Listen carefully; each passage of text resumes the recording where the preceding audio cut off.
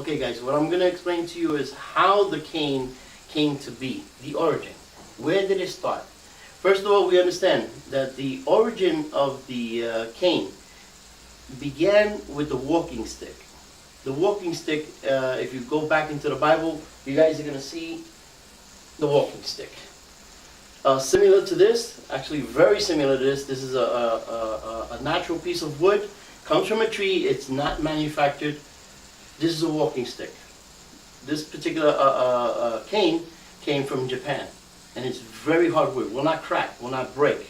You can do like karate on it, nothing's going to happen. It's like fiberglass, very hard to find, not normally found in this country, but this is a good walking stick. This particular one, by the way, used to belong to Grandmaster, and before he passed away, he gave it to me. So this is a good walking stick. In the Bible, what you're going to see is, for those who herded sheep, they put a hook on it. The hook was put there so that this way they can grab the sheep that was trying to get away, the sheep or the lamb or even goats that they had. So it was called a shepherd's cane. That was the first original cane, the first original walking stick. Okay, and it modified as time gets through and in its age and time. Okay, so that was your walking stick. That was the origin of it. In Japan, I'm going to jump from there to Japan back to America. In Japan, the old samurais, the men walked around with samurai swords. So it was forbidden by law, by the Japanese government, for them to walk around with a sword. And I think it was in 1982. No wait, that was 1882 when Japan outlawed the walking around with canes, with swords. So what the Japanese men did was they said, well, we can't walk around with the sword, so they looked for a loophole, the technicality, and what they did was they made a cane. And inside the cane, what they did was they produced a stick similar to this, and it was a stick, a walking stick, just like the everyday normal walking stick that you would find around. What they did was they put the sword in there, and by using the sword inside here, they weren't breaking the law, they were actually walking with a cane. So it was good. Now some of them were modified and they had the sword inside. Some of them, such as this one, has two. And many of them, that's how they walked around, with two swords. Because remember, the samurai used to use two swords, the katana and the shuto. Okay? Later on, the tanto was added onto it, and so therefore you have that. So a cane like this is what the Japanese were walking around with. In France, when two guys got into a debate, they had a process that they used to go through. You would see the guy come with the glove, and he would slap the guy in the face. Clack, clack. You guys remember this, right? He would slap the guy in the face with the glove. So now the Frenchmen used to pull out pistols, and they did duels. They would shoot each other. After a while, you know, it got out of hand, so the government outlawed the duels. And they told them, you can't walk around with guns anymore. They started taking the guns away from the French people. So the French people, you know, they have to defend themselves. This gentleman, a very popular gentleman from France, went to Japan, and he saw how they were doing their fighting techniques with the swords, the canes, and the sticks. And he saw them, and he also was able to be a witness to the cane and the sword. So what he did was, when he went back to France, he said, hey, I got the loophole. I'll get a cane, put a sword in it, the government can't do nothing to me. So that's when he decided to get the cane. Now there's different types of canes that they had. But the first one that he came out with was, of course, the cane with the sword. And so he came out with something like this. This is pretty much what it used to look like, okay? So he came out with this, something similar to this, okay? And so everybody started carrying these canes, but they wanted to be able to pull them out in the right places. So these canes were real hard for them to maneuver when there was a lot of people, okay? So they started altering, innovating them. So they started making the cane a little bit more flexible, but make the knife shorter. Many of these canes that they had in France had what's the word again? It's called where they drink it. Flask. Flask. They had flask inside the canes where they would take it out and they would drink, the alcohol. They would have their liquor here and their cane.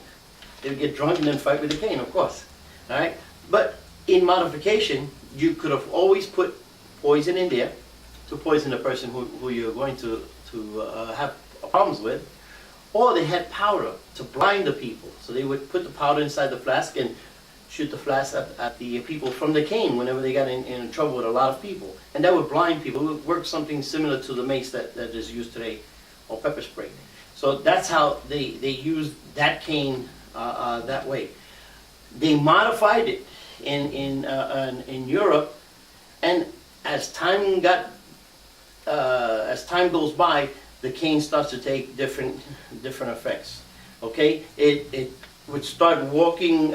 People had different types of innovations to it, such as a regular hanbo or walking stick. But the hanbo would then turn into a blowgun. They would take the pot off, put the dart in, and of course they would have their shot with the hanbo. Okay, some different hanbos would break open, and they would turn into nunchucks or 3-section staffs. Okay, and they would be collapsible. Okay, then some of them had different types of canes, where if they turned the knob, it would work with adapters. It would add the adapters on, such as zap adapters, electrical stuff that you can apply by squeezing the handle and pressing it onto the person. You would zap them with 250,000 volts of electricity, like so. And of course the electricity would come out and you would knock the person down just as you would a zap gun. Or, as the Western nation got, they were able to put a bullet, take a 22 or 25 or whatever caliber that they were interested, and they would put it inside, with a nice gadget, and of course they would aim to the person that they wanted to shoot, set the trigger, and of course, just like a 22 or a zip gun, as you guys remember a long time ago, they would have it right in the cane and it would shoot. And nobody would be the wiser. It's like being shot with a knife. Because this is no such thing, right? So a lot of people didn't know about the canes. They had bullets inside them, and like so. The ninja of old, they had different gadgets.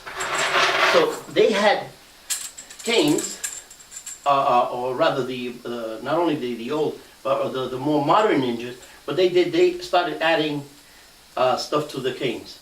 So not only for hooking, they started adding the manriki kusari, adding a chain to the end of the cane, which would then be locked in place with another piece to work with it. But when they needed it, they clip, and the manriki kusari would come out, and they would use it just as you use the kamakusari.